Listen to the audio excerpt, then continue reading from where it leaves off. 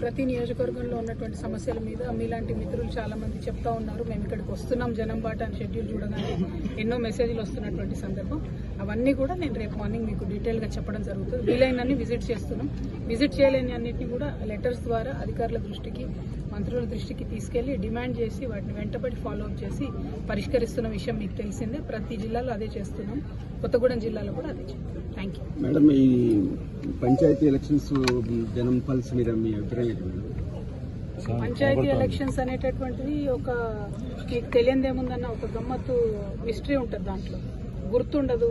పైగా చాలా చోట్ల ఈ పార్టీ ఆ పార్టీ అని ఉండదు. కులమనో, చుట్టమనో, లేకపోతే మంచి మనిషి అనో సమయం సందర్భాన్ని పట్టిస్తుంటారు. ఇంకా కొన్ని ఊర్లలో అయితే చాలా గమ్మత్తుగా 2 టర్ములు ఉన్నాక ఇంకో 2 టర్ములు ఇంకొకతను ఉందని చెప్పి ఇచ్చేస్తుంటారు. సో ఆ గ్రామస్తులకు ఎవరు ఎప్పుడు సౌకర్యంగా అనిపిస్తారో, లేకపోతే వారితో పని చేయించుకోవడం సులువు అనిపిస్తుందో, లేకపోతే కుల మత ఈక్వేషన్లన్నింటినీ చూసుకొని గ్రామాల్లో జరిగే డిస్ట్రిబ్యూషన్. దానికి పోయి కాంగ్రెస్ పార్టీ మేము గెలిచామని, బీఆర్ఎస్ పార్టీ మేము గెలిచామని చెప్పి అనుకోవడం కరెక్ట్ కాదు. ఏదైతే గుర్తుతో జరుగుతాయో ఎన్నికలు, ఎంపీటీసీసీ, ఎఫ్పీటీసీ ఎన్నికలు జరుగుతాయో అవి పార్టీ బలాబలాలను నిర్దేశించేటట్టుగా ఉంటాయి. కానీ గ్రామ పంచాయతీ ఎన్నికలు అనేటటువంటి ఎప్పుడూ కూడా సరైనటువంటి మెజర్ కాదు.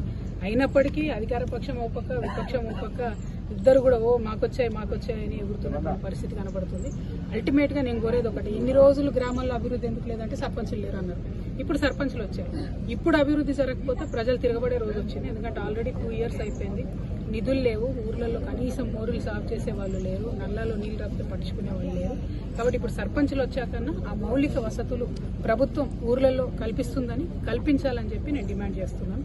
దాంతోపాటు 6 గ్యారెంటీలు మొత్తానికి మర్చిపోయారు. మహిళలకు ఇస్తాన్న 2500 కావచ్చు, ఫ్రీ కరెంట్ కావచ్చు, గ్యాస్ కావచ్చు, ఇవన్నీ కూడా మర్చిపోయారు. అన్నిటికన్నా ఎక్కువ పెన్షన్లు మర్చిపోయారు. ఏదైతే పెన్షన్లు పెంచుతామన్నారో పెన్షన్లు పెంచక చాలా ఇబ్బంది పడుతున్నారు.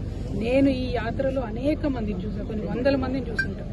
10 సంవత్సరాలు, 7 సంవత్సరాలు, 8 సంవత్సరాలు భర్తలు చనిపోయిన వాళ్ళకు కూడా కనీసం అప్డేట్ అవ్వడం లేదు పెన్షన్లో. బాధగా ఉంది వాళ్ళని చూస్తుంటే, ఒంటరిగా ఉండే పరిస్థితి. సో ఈ అంశాలన్నీ ప్రభుత్వం దృష్టిలో పెట్టుకొని గ్రామ పంచాయతీ ఎన్నికల్లో ఎవరెన్ని గెలిచామని బాకాలు ఊదడం మానేసి ప్రజల సంక్షేమం మీద దృష్టి పెట్టండి, మీరు ఇచ్చినటువంటి వాగ్దానాల మీద దృష్టి పెట్టండి అని 2 పార్టీలను కూడా నేను కోరుతాను. Thank you. జై తెలంగాణ.